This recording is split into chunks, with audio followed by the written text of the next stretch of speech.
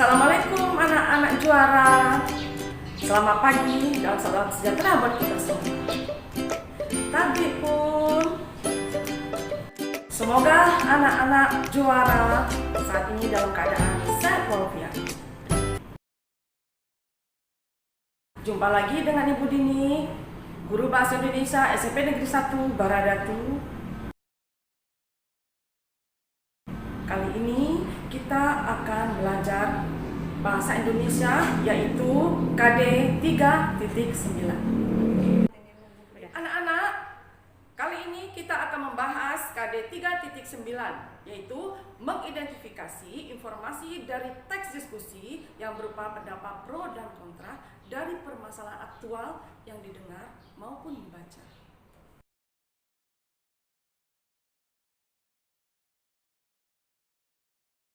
Tujuan pembelajaran kita kali ini adalah yang pertama, kalian dapat menyebutkan pengertian teks diskusi. Yang kedua, kalian dapat menyebutkan tujuan dan fungsi teks diskusi. Dan yang ketiga, kalian dapat mendata informasi pro dan kontra dari sebuah teks diskusi. Nah, anak-anak, kita mulai dari pengertian teks diskusi.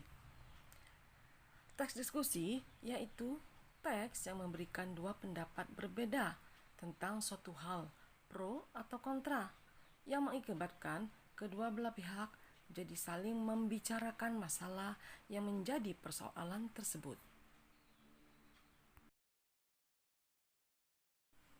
Tujuan utama dari teks diskusi adalah untuk mencari kesepakatan atau kesepahaman pendapat atau gagasan yang melibatkan beberapa orang atau yang disebut dengan diskusi kelompok.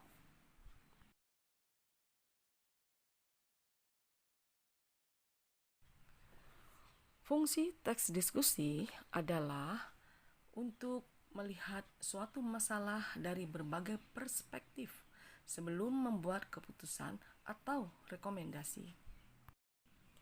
Nah, anak-anak, berikutnya kita akan membahas tentang pendapat pro dan kontra dari teks diskusi. Anak-anak, masalah yang dibahas dalam teks diskusi adalah masalah yang kontroversial, yang memunculkan berbagai pendapat. Pendapat yang sejalan atau mendukung isu yang dikemukakan disebut dengan pendapat pro.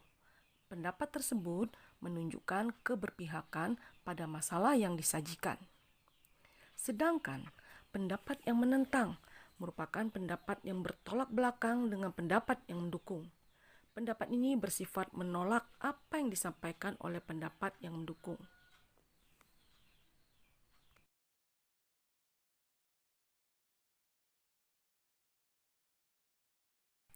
Misalnya, dampak positif dan negatif permainan daring.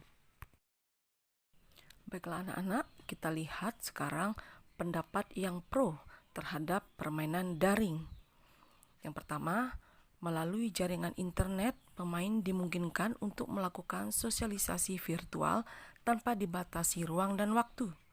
Yang kedua, permainan daring seringkali menuntut pemainnya untuk menyusun strategi dalam waktu singkat, sehingga permainan yang tepat dapat melatih respon dan kecepatan berpikir seseorang.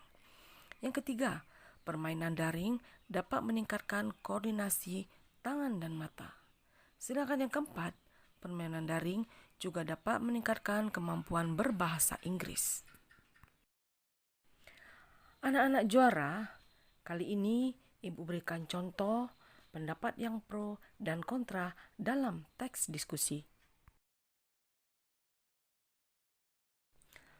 Anak-anak juara, kita lihat pendapat yang kontra terhadap permainan daring. Yang pertama, permainan daring mengacaukan manajemen waktu jika tidak diatur dengan baik. Pemain lupa waktu dan melalaikan segala tanggung jawab, termasuk bolos sekolah. Yang kedua, sosialisasi fisik berkurang karena lebih banyak menghabiskan waktu di dunia maya.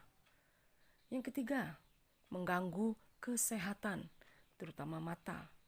Mengganggu sirkulasi darah yang menyebabkan wasir kerusakan otot pada tangan dan jari, dan menurunkan metabolisme tubuh. Nah, anak-anak hebat, anak-anak juara, demikianlah pelajaran kita hari ini. Semoga pelajaran ini bermanfaat buat kalian. Sebelum Ibu akhiri, Ibu ingatkan kepada kalian untuk menjaga kesehatan dengan menggunakan protokol kesehatan. Sebelumnya, anak-anak, ada satu pantun buat kalian. Dengarkan baik-baik. Si Kabayan pergi memancing di pinggir kali, memancing hingga sore hari. Jika kalian tidak tahu atau belum jelas dengan materi ini, silakan kalian tanya kepada Ibu ini. Ibu akhiri, wassalamualaikum warahmatullahi wabarakatuh.